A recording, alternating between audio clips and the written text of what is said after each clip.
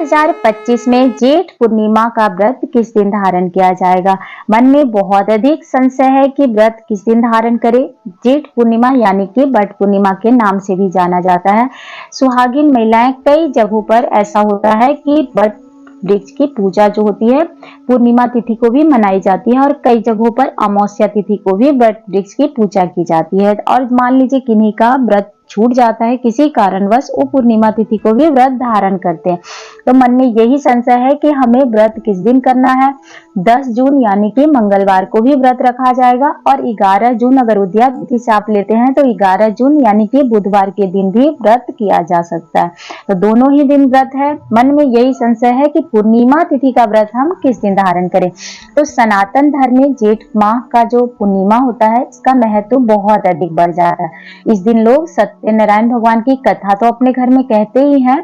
इसमें माना यह जाता है कि गंगा स्नान अगर आप कर लेते हैं तो सभी कष्टों से छुटकारा मिलती है और जो भी समस्याएं आपके घर में होती है उससे भी छुटकारा माना जाता है। साल में जेठ मास को बहुत ही बड़ा महत्व दिया जाता है। मन में यही कंफ्यूजन है कि व्रत हमको किस दिन धारण करनी है, क्योंकि देखिए 10 जून यानी कि मंगलवार के दिन 11:35 पे पूर्णिमा तिथि प्रारंभ हो रही है और 11 जून यानी कि बुधवार के दिन ये 1:13 तक रहेगी। तो ये व्रत जो है दोनों ही दिन धारण किया जा सकता है, लेकिन जेठ मास की जो पूर्णिमा होती है उसमें आपको चंद्रदेव की महत्व बहुत अधिक बढ़ जाती है। आपको पूर्णिमा तिथि में जब चंद्रदेव अपनी 16 कलाओं में परिपूर्ण होते हैं ना, तब उस समय अर्घ्य अगर दिया जाए तो संपूर्ण फल की प्राप्ति होती है। अब पूर्णिमा तभी संपन्न होता है जब चंद्रदेव की आप पूजा करते हैं विधिवत। तो 11 जून यानी कि बुधवार को अगर आप व्रत कर रहे हैं तो उस दिन आपको चंद्रदेव 16 कलाओं में परिपूर्ण नहीं मिल पाएंगे, तो आपका व्रत जो है संपूर्ण नहीं माना जाएगा।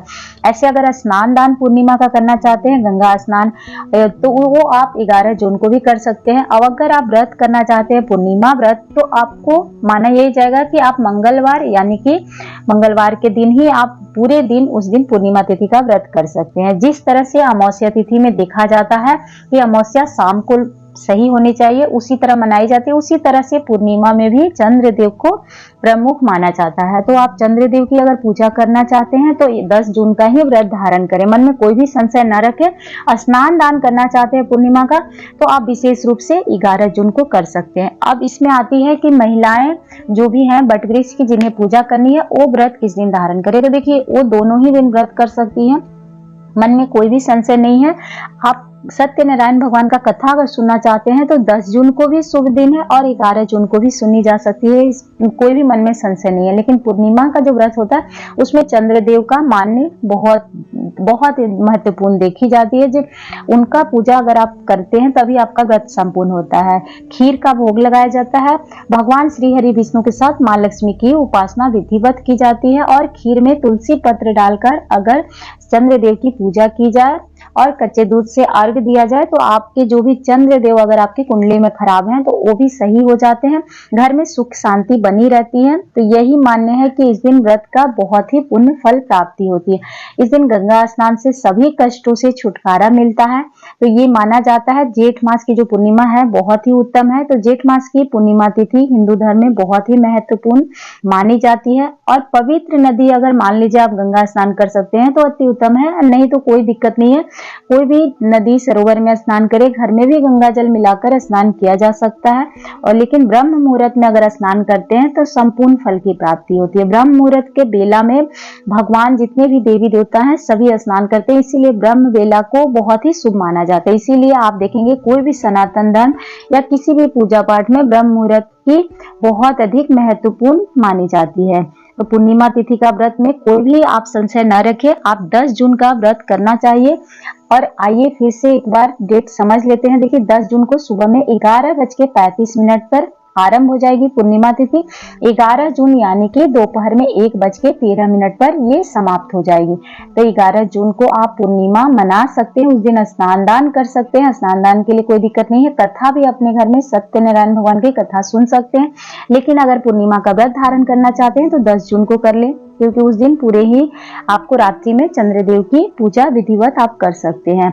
कई लोगों के मन में यही सवाल होता है कि हम पूर्णिमा तिथि पे कौन से देवी देवता की पूजा करें। तो देखिए, देवी देवता में सबसे खास माने जाते हैं, कई जगहों पर भगवान भोलेनाथ की पूजा होती है, लेकिन पूर्णिमा तिथि पर भगवान विष्णु के साथ माँ लक्ष्मी की विशेष रूप से अगर पूजा पाठ किया जाए, मन से श्रद्धा से उनकी विधिवत पूजा की जाए, तो आपके घर में सुख समृद्धि और खुशहाली आती है।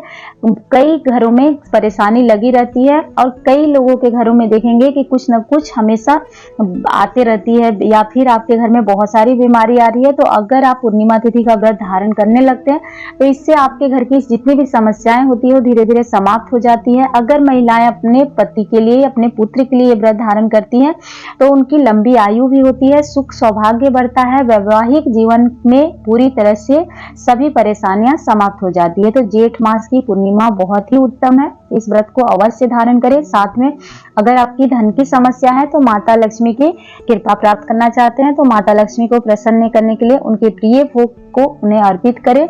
और अपने घर में कभी भी कोई भी समस्या आ रही है, तो माता से प्रार्थना कर सकते हैं, भगवान श्री हरि विष्णु के साथ ही पूजा करें। और उस दिन तुलसी माता की पूजा भी विशेष रूप से करें, क्योंकि माँ लक्ष्मी का वास होता है। तो ध्यान रखिएगा कि तुलसी माँ की भी पूजा करें और विधिवत उनका पसंदीदा भोग लगाकर ही पूजा करें, तो संपूर्ण फल की प्राप्ति होती है। कथा जरूर सुननी चाहिए, कोई भी अगर परेशानी आती है तो माना यह जाता है कि कथा सुने।